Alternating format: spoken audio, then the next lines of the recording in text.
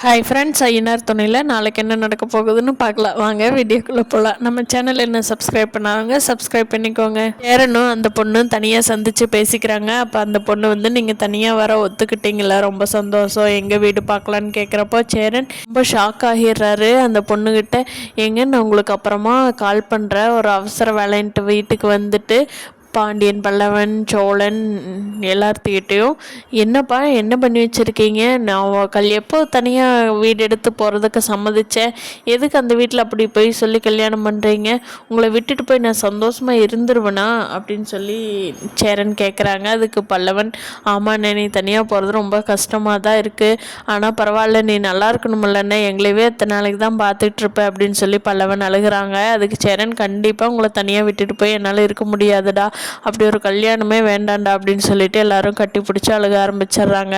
இதை பார்த்த நிலாவுக்கு ரொம்ப வெக்ஸ் ஆயிடுறாங்க.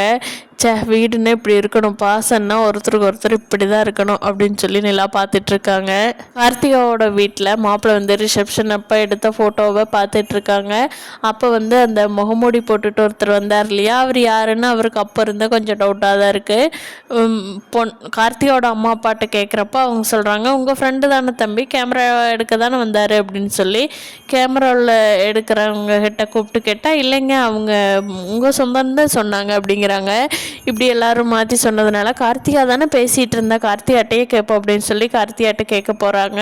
இது யார் கார்த்திகா, எனக்கு டவுட்டாக இருக்குது, சரி கேட்டுருவோமே, மனசுக்குள்ளேயே டவுட்டு வச்சுருக்காண்டான்னு தான் கேட்க வந்தேங்கிறாங்க. அது கார்த்திகா சொல்கிறாங்க, இவர் தான் நான் லவ் பண்ணுறவரோட தம்பி, இவரோட அண்ணனத்தை நான் கல்யாணம் பண்ணிக்கலான்ட்டு இருந்தேன், வீட்டில் எவ்வளவோ ட்ரை பண்ணி சொல்லி பார்த்தேன், ஆனால் அவங்க யாரும் கேட்கல, உங்களை ஆல்ரெடி துபாயில் பேசி முடிச்சாச்சுன்னு சொல்லிட்டாங்க, இவர் கூட தனியாக கல்யாணம் பண்ணிக்கலான்னு கூட வீட்டை விட்டு கிளம்பிட்டேன், ஆனால் வந்து வீட்டில் விட மாட்டேன், நம்ம வெஸ்த குடிக்கிறேன்னு சொல்லி நம்ம கல்யாணம் ஏற்பாடு பண்ணிட்டாங்கன்னு கார்த்திகா உண்மையெல்லாம் சொல்லிடுறாங்க. கேட்குற மாப்பிள்ளை சேரனுக்கும் கார்த்திகாவுக்கும் கல்யாணம் பண்ணி வச்சா நல்லாயிருக்கும். பார்க்கலாம் ஃப்ரெண்ட்ஸ், கதை எப்படி கொண்டுட்டு போகிறாங்கன்னு. இந்த வீடியோ பிடிச்சிருந்தா லைக் பண்ணிக்கோங்க. தேங்க்யூ.